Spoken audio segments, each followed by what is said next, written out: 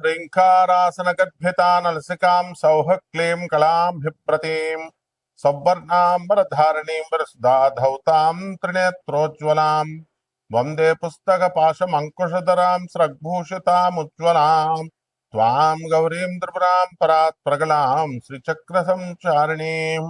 ఓం శ్రీ బెజవాడ కనకదుర్గాదేవ్యై నమః. శ్రీ దుర్గామల్లేశ్వరాభ్యాం నమః. చాలా మందికి కొన్ని అనుమానాలు ఉంటాయి.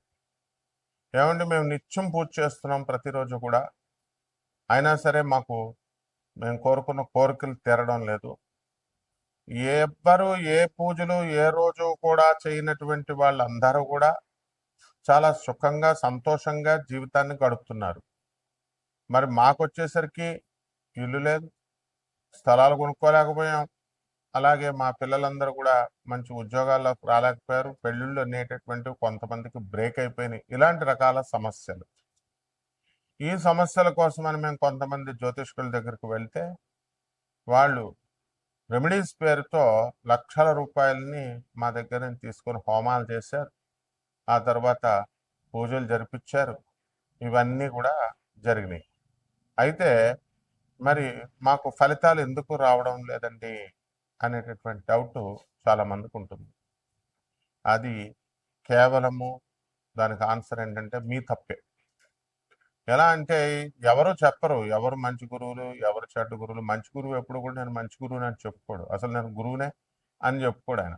షిరిడి సాయినాథుడు, దత్తాత్రేయుల వారు, నాథ సాంప్రదాయంలో వీళ్ళంతా మత్స్యేంద్రుడు, వీళ్ళంతా కూడా శ్రీపాద వల్లభుడు వచ్చి గురుదేవులు రెండవ అవతారమైనటువంటి దత్తాత్రేయ రెండవ అవతారమైనటువంటి నృసింహ సరస్వతి స్వాముల వారు వచ్చి నేను నీ గురువును, నా దగ్గరికి రా, నేను నీ సమస్యలు తీరుస్తానని ఎక్కడన్నా చెప్పినట్టు గురు చరిత్రలో ఉందా, లేదా శ్రీపాద వల్లభ చరిత్రలో ఉందా?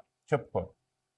ఎవర్రా పబ్లిసిటీలు చేసుకుంటారంటే బయట ఏమీ లేనటువంటి వాళ్ళు పొట్టకుట్టి కోసం వచ్చినటువంటి వాళ్ళు పూజారులు, జ్యోతిష్కులు, సాధువులు, పీఠాలు ఆశ్రమాలు పెట్టి సాధువుల కింద ఉంటారు. వీళ్ళు ఎన్నటికీ కూడా ప్రవచనకారులు, వీళ్ళంతా ఎన్నటికీ కూడా గురువులు కాలేరు వీళ్ళు.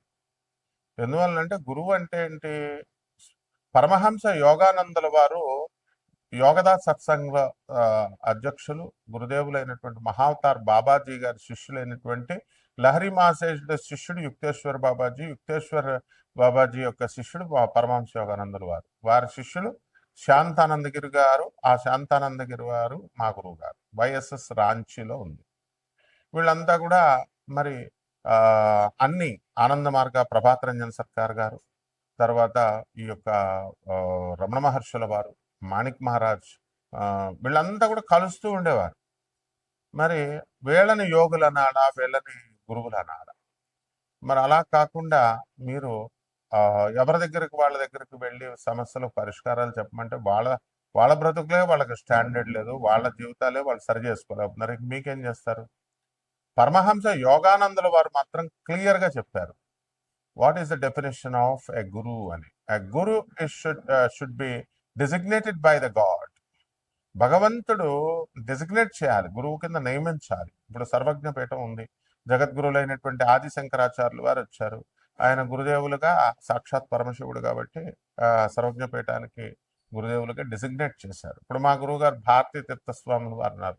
ఈ వాజ్ డిజిగ్నేటెడ్ ఇన్ 1989 ప్లాంటిఫ్ ని ఆయన ఆ సర్వజ్ఞ పీఠాన్ని అధిరోహించారు, వారు జగద్గురువులు. అలా అండ్ ఆ గురువు పరంపర నుంచి రావాలి. అంటే ఇప్పుడు మనం ఒక పూజ చేస్తాం, ఆ పూజ చేసినప్పుడు దానికి ఫలితము ఆ గురుమండల వ్యవస్థ నుంచి రావాలి, దట్ సిస్టమ్ నుంచి రావాలి.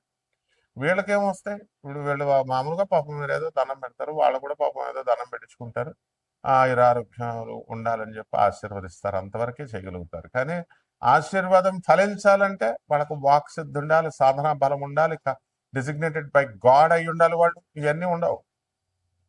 కాబట్టి మన భ్రమలు మనం వెళ్తూ ఉంటాము, గురుగారు గురుగారు అని చెప్పేసి దండాలు పెడుతూ ఉంటారు, వెళ్తూ ఉంటారు. ఓకే, ఇట్స్ ఓకే, తప్పేం లేదు. ఎవరికి చేసినా సరే సాక్షాత్తు శ్రీకృష్ణ పరమాత్మకే చెందుతుందన్నారు, బాగుంది. దండాలు అయితే శ్రీకృష్ణుడు తీసుకుంటాడు, మరి రిజల్ట్ వీళ్ళు ఇవ్వాలి కదా, వీళ్ళు కదా మీకు హామీలు ఇచ్చి డబ్బులు తీసుకున్నది, హోమాలు చేసింది. కాబట్టి వీళ్ళకి ఆ శక్తి లేనప్పుడు ప్రగల్భాలు చెప్పినప్పుడు బుద్ధి లేనటువంటి మీరు విన్నారు. అందువలన తప్పు మీదనమాట. ఏం పరమహంస యోగానంద కనబడలేదా? ఆదిశంకర్లు కనబడలేదా? స్వామి వివేకానంద కనబడలేదా? రామకృష్ణ పరమహంస కనబడలేదా? ప్రభాత్ రంజన్ ఆనంద సర్కార్ ఆనందముక్తి గారు కనబడలేదా? పరమహంస యోగానందల వారు కనబడలేదా? వినరు మీరు. చెప్పినా వినరు. అండ్ ఏంటంటే ఒక్కసారి ఫోన్ కొడతారు. అక్కడ వాట్సాప్ ఓన్లీ అని మనం పెట్టినా సరే నాయన మీరు ఖచ్చితంగా ఫోన్ కొడతారు. ఫోన్ కొట్టి గురుగారండి ఇంకా గురుగారు బాత్రూంలో ఉన్నారో లేకపోతే ట్రావెలింగ్లో ఉన్నారో పూజలో ఉన్నారో కాలేజీలో ఉన్నారు నేను యూనివర్సిటీలో ఉన్నాము ఏం చూడరు ఇక మీరు. కొట్టేస్తే మీరు కొట్టేసిన టైంకి మేము ఎత్తేయాలి. ఎత్తేసి మేము చెప్పేసేయాలి. ఆ తర్వాత చేయమంటే ఇంక మళ్ళీ చేయడాలు ఉండవు. ఇక వాట్సాప్ పెట్టమంటే పెట్టడాలు ఉండవు. మంత్రాలు తీసుకుంటారు దాని ఫాలో అప్ చెప్పరు. ఫాలో అప్ చెప్పండిరా అంటే గంట గంటకు ఫాలో అప్ చేసి గురుగారు ఇప్పుడు స్టార్ట్ చేస్తున్నానండి తర్వాత రేపు స్టార్ట్ చేస్తానండి ఇయ్యా ఒక పరంపరలో వెళ్ళాలి. ఒక తర్వాత ఏమన్నా తిడితే అలిగేస్తారు. మీకు కావాల్సిన యక్షిణి మంత్రాలు యక్షిణి చీల్చేస్తుంది. యక్షిణి అంటే ఏంటనుకుంటున్నారు? ఈ యూట్యూబ్లో ఉన్నటువంటి యక్షిణి దేవతల గురించి చెప్పిన వాళ్ళు వీళ్ళకి ఏం తెలియదు. వాళ్ళకి యక్షిణి ఒక ఆత్మ అంటాడు, ఒకడు చచ్చిపోయిన ఆత్మ ఒకడు అయిపోయింది అంటాడు. వాడేమో సిద్ధి పొందేసిందని ఆ ఛానల్ వాళ్ళు ప్రచారం. మనం వెళ్ళడం మానేస్తే ఆ ఛానల్ వాళ్ళు ప్రచారం. ఇలా రకరకాలుగా ఈ యక్షిణి అనేటటువంటిది మలమూత్రాలు తినాలంటాడు ఇంకొక దౌర్భాగ్యుడు. తర్వాత రొమాన్స్ చేస్తుంది మీకు అర్ధరాత్రులు వచ్చి అని చెప్తాడు ఇంకొక రాస్కెల్. ఇదా యక్షిణి దేవతల గురించి చెప్పింది. వాళ్ళ పేర్లోనే ఉంది దేవతలు అని. యక్షిణి దేవతలు అని. యక్ష గంధర్వ కిన్నెర కింపురుష దేవతలు. వీళ్ళకి ఎందుకు ఈ సాధన కఠినమైనటువంటిది అని అంటే మనకి ఆ అవి చాలా మామూలు మిగతా దేవతలందరూ కూడా నువ్వు స్నానం చేసి చేయకపోయినా పూజ స్నానం చేసి చేసినా స్నానం చేయకుండా చేసినా వాళ్ళు ఏమనుకోరు. నైవేద్యాలు నువ్వు ఎలా చేసినా ఏం చేసినా శుభ్రత మడి మడి అని మడి బట్టలు కట్టేసుకోవడం కాదు. మడి అంటే ఈ మధ్య కాలంలో బిల్డప్ ఎక్కువైపోయింది. మడి భోజనాలు అంటాడు ఒకడు. ట్రస్ట్ పెట్టేస్తున్నాం మడి భోజనాలు చేసేస్తాం కింద ఉపన్యాసాలు ఇచ్చేస్తాం డొనేషన్స్ ఇచ్చేయండి. ఇక్కడ కాశీలో ఎవడో అనామకుడు వాడు ఎవడో కట్టేవాడు. అంతకుముందు అరుణాచలం గురించి పబ్లిసిటీ చేశాడు ఆయన. తర్వాత అందులో ఎవడో ఒకడో వాళ్ళందరూ డబ్బులు ఇచ్చారు. వాడు మాయమైపోయాడు. వాడు అక్కడ వర్క్స్ ఏం జరగల. Is the way. తర్వాత ఇంకొకడు మడి కట్టుకుంటున్నామండి, మడి పూజల్లో ఉన్నామండి, మడి భోజనాల్లో ఉన్నామండి. ఇవన్నీ బిల్డప్లు చీరేస్తుంది యక్షిణీ దేవత.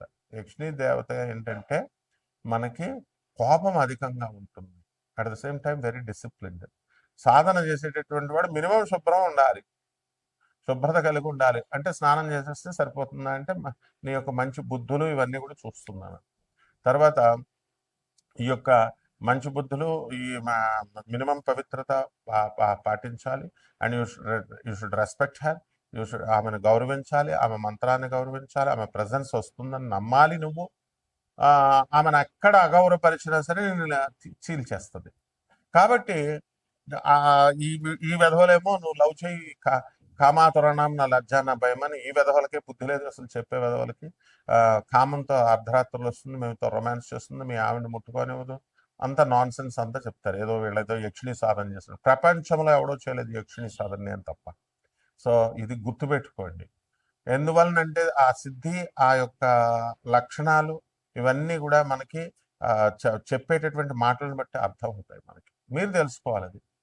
సో అటువంటి యక్షిణి మాత దగ్గర మీరు డిస్రెస్పెక్ట్ ఇవ్వకుండా తర్వాత ఆమె పట్ల అగౌరవంగా ప్రవర్తించకుండా అసభ్యకరంగా ప్రవర్తించకుండా ఇలా మీరు చేసుకున్నప్పుడు తప్పకుండా ఆమె భౌతికమైనటువంటి వరాలను ఇచ్చేటటువంటి దేవత కాబట్టి అద్భుతమైనటువంటి డబ్బుని సంపదని ఇస్తుంది. ఇంకా కొంతమంది దశమహావిద్యలు నేర్పండి అంటారు. నేర్పేయడమే ఇదేంటి ఏమైనా ఫిజిక్స్ కెమిస్ట్రీ మ్యాథ్స్ ట్యూషన్ ఇస్తే వచ్చేసేది. ఐఐటి ఇచ్చేస్తామని చెప్తారు నారాయణ శ్రీ చైతన్యం వాళ్ళు. ఏదో ఐఐటి సీట్లు వీళ్ళ చేతుల్లో ఉన్నట్టు మేము ఇప్పించేస్తాం ఆకాష్ ఐఐటి ఫిడ్జీ అంతా ఐఐటి చేత వాళ్ళ కౌన్సిలర్లు చెప్తారు ఐఐటి ఇచ్చేస్తామండి డైరెక్ట్ సీటు. అసలు MRTP act monopolies restrictive trade practices act ప్రకారము ఎవరైతే గ్యారంటీ ఇస్తారో వాళ్ళని బొక్కలో వేసేయచ్చు. ఇవన్నీ తెలుసుకోవాలి మీరు. అలాగే ఈ యొక్క దశమహావిద్యలు ఇచ్చేయండి. దశమహావిద్యలకు మీరు డిసిప్లిన్ రావాలా. తిడితే మీరు పడాలి, గురువుకే ఎదిరిస్తారు మీరు. డేట్ ఆఫ్ బర్త్లు చెప్తారు, చెప్పేసేయండి ఫోన్లో అంటారు. ఇవన్నీ కాదు. అలాగే కోటాను కోట్ల మంది కామన్ ప్లాట్ఫారం మీద చెప్పబడేటటువంటి రాశులు ఇవి. కాబట్టి రాత్రికి ఒక దౌర్భాగ్యుడు నాకు ఫోన్ చేశాడు. రాత్రికి రాత్రే మారిపోతాయండి, నేను మీ అభిమాని అండి, మీరంటే రెస్పెక్ట్ అండి అంటాడు. బాగానే ఉందండి, చెప్పి సగం చచ్చి అర్థం అవట్లా. ట్రావెలింగ్ లో ఉన్నప్పుడు అప్పుడు కొడతారనమాట. ఏమంటే నిన్నటి దాకా బాలేంది, జూన్ 1 వరకు బాలేని జాతకము, జూన్ 2 నుంచి గురుడు మిథున రాశి నుంచి కర్కాటక రాశిలోకి వచ్చేస్తున్నాడు, అర్ధరాత్రికి రాత్రి మారిపోద్దంటారు. బుద్ధి లేని విధవ. ఫస్ట్ అసలు జాతకాలు మారడం అంటే రాశి ఫలాలు ఈ గాడిదలు చెప్పేటటువంటి అందరూ ఈయన జాతకాలు మారిపోతాయి, ఈ పూజలు చేసేస్తే మారిపోతాయి, ఇది చేసేస్తే మారిపోతాయి అని చెప్తే నువ్వు చేయించుకున్నావు. చేయించుకున్నటువంటి వాళ్ళకి ఏమైనా మారిందా? ఒక రూపాయి ఇవ్వలేదు, పావలా ఇవ్వలేదు, స్టూపిడ్ ఫేలో. మారిపోద్దా అని నువ్వు డిస్కషన్స్ చేయడానికి ఆ ఫోన్ నెంబర్ పెట్టింది. నేను ఏమైనా మీ ఫ్రెండ్ నా 2 hours టైం, ఏమైనా 2 minutes టైం అని అంటారు. I'm world number 1 astrologer and 20 countries లో ఉన్న 600 ఆశ్రమాస్కి, ఆనంద్ మార్గ ఆశ్రమానికి, ఆ తర్వాత ఇండియాలో ఉన్నటువంటి 300 ఆశ్రమాలకి రిప్రజెంటేటివ్ గురువుని నేను, ఇంటర్నేషనల్ కోఆర్డినేటర్ని. అరే, పర్సనల్ అపాయింట్మెంట్ అంటారు కొంతమంది. పర్సనల్ అపాయింట్మెంట్ అనేది కుదరదు. బికాస్ యాజ్ ఎ ప్రొఫెసర్ నాకు మొత్తం ఆల్ ఇండియాలో ఉన్నటువంటి స్టూడెంట్స్ మేము చూసుకోవాలి. సివిల్ సర్వీసెస్ ఇలాంటి ఎగ్జామ్స్ రాసేవాళ్ళు ఉంటారు. And only for IAS, IPS, ministers వాళ్ళకి, ఎమ్మెల్యేలు, ఎంపీలకి వాళ్ళకే సరిపోదు మాకు అపాయింట్మెంట్ ఇవ్వడానికి, మా స్టూడెంట్స్ని చూసుకోవడానికి. కామన్ మ్యాన్ అది హర్ట్ చేయడానికి కాదు. We don't have enough time. అందుకని చెప్తున్నా సరే అర్థం చేసుకోవట్లేదు. సో దీన్ని బట్టి, ఈ యొక్క కర్మలను బట్టి, ఈ ఈ ప్రతి ఒక్కడు కూడా ఈ పూజలు చేయాల్సినటువంటి అవసరం లేదు.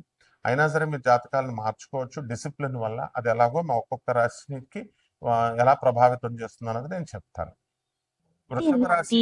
ఈ వృషభ రాశి వారికి అందరికీ కూడా గత నెల కంటే కూడా ఈ నెలలో ఆదాయాలు బాగా పెరుగుతాయి. చక్కగా మీరంతా కూడా అనుకున్న పనులు అనుకున్నట్లు సాధించుకుంటూ వెళ్తారు. అయితే ఈ యొక్క కేతువు సింహరాశిలో ఉండి మనకి ఇబ్బందులు పెడతా ఉంటుంది. మానసిక ఆందోళనలనే కాదు, మానసిక రుగ్మతలతో పాటు ఫిజికల్గా కూడా చాలా యారగెంట్గా ఉండడం, ఎక్సెంట్రిక్గా ఉండడము, ఇలాంటివన్నీ కూడా జరగడానికి అవకాశాలు ఉంటాయి. అయితే విదేశాలకు వెళ్ళే అనేటటువంటి ప్రయత్నాలు చేస్తున్నటువంటి వాళ్ళకి మాత్రం శుభకరం. అయితే గతంతో పోల్చుకుంటే ఇప్పుడు కొంచెం ఆదాయం తక్కువగా ఉంటుంది, పడిపోతుంది గత నెల కంటే కూడా ఈ నెలలో ఆదాయం. అలాగే మళ్ళీ అక్టోబర్ నెల తర్వాత పెరుగుతుంది. ఇలా ఒక ప్రాసెస్ ఉంటుంది. సో ఈ యొక్క బంధువులు అందరూ కూడా మీ దగ్గరికి రావడము, తర్వాత అందరూ కూడా బంధువులతో కలిసి మీరు ఎంజాయ్ చేయడము, ఈ ఎండాకాలంలో చక్కగా ఎవరు గెస్టులు రావట్లేదని చెప్పేసి ఒక రిపోర్టర్ చెప్తాడు. గెస్టులు రావట్లేదని, అందుకని ఎండల తర్వాత 10 రోజుల తర్వాత చూద్దాం అంటున్నారు. నేను కూడా చుట్టాలతో గడుపుతున్నాను సార్ అని. ఆ విధంగా ప్రతి వృత్తిలో ఉన్నటువంటి వాళ్ళంతా కూడా ఈ ఎండాకాలంలో బయట తిరగకండి, హాయిగా ఎంజాయ్ చేయండి, ఊర్లో వెళ్ళిపోండి, తర్వాత సంపాదించుకుందరు. కానీ ప్రాణాన్ని నిలబెట్టుకోండి ముందు. బంధువులతో చక్కగా హనీమూన్లు, విహారయాత్రలు ఇవన్నీ కూడా తిరిగి వెళ్ళండి. అలాగే అంటే మీ భార్యను తీసుకునే హనీమూన్. అలాగే చక్కగా ఈ యొక్క వృషభ రాశి వారికి మరి వ్యాపారాల్లో మెయిన్గా సాఫ్ట్వేర్ ఉద్యోగస్తులు, ఏమంటే మేము సాఫ్ట్వేర్ ప్రాజెక్ట్స్ రావట్లేదండి అంటే వస్తాయి. కొంచెం మీరు కూడా మరి ఎందుకు ఇవ్వాలి మీకు అసలు ప్రాజెక్ట్స్ అనే దిశగా ఆలోచించండి. దేవుడు ఎందుకు ఇవ్వాలి అని. ఎందుకంటే దాన ధర్మాలు ఇవన్నీ మనమేం చెయ్యం కదా, ఏదో చేస్తే ఎప్పుడైనా ఒకసారి చేస్తాం అంతే కదా. సో మాత్రం యజమాని మాత్రం మనకు నెల నెలా తెచ్చిచ్చేయాలి కదా. సో ఈ రకంగా ఆలోచన చేసుకోండి, అప్పుడు పరిష్కార మార్గం మీకే తెలుస్తుంది. ఏదైనప్పటికీ ఎంకరేజింగ్గా ఈ వృషభ రాశి వారికి, అన్ని వృత్తుల వారికి ప్రమోషన్స్ రావడానికి అన్నింటికి అవకాశాలు ఉన్నాయి. కొత్త కొత్త చోట్లకి ట్రాన్స్ఫర్లు ఉన్నాయి. పరిహారాల దగ్గరికి వచ్చేసరికి మామూలుగా మనము ఏం చేయాలంటే భువనేశ్వరి అమ్మవారి యొక్క మంత్ర జపం చేయడం, అలాగే కామేశ్వరి యక్షిణి మంత్ర జపం చేసుకోవడము, అలాగే చక్కగా ఒక మేడి చెట్టుని తెచ్చి మీ ఇంట్లో పెంచుకోవడము. కుండీలో పెంచండి, తర్వాత ఏం చేయాలో చెప్తాం మేము. ఆ చెట్టుకి నీళ్లు పోస్తూ చక్కగా చెట్లు పెంచినట్టుగా పెంచుకోండి. అలాగే ఆ యొక్క గురు చరిత్ర పారాయణ అనేటటువంటిది జాగ్రత్తగా చేయండి. బ్రహ్మాండంగా శుభమస్తు.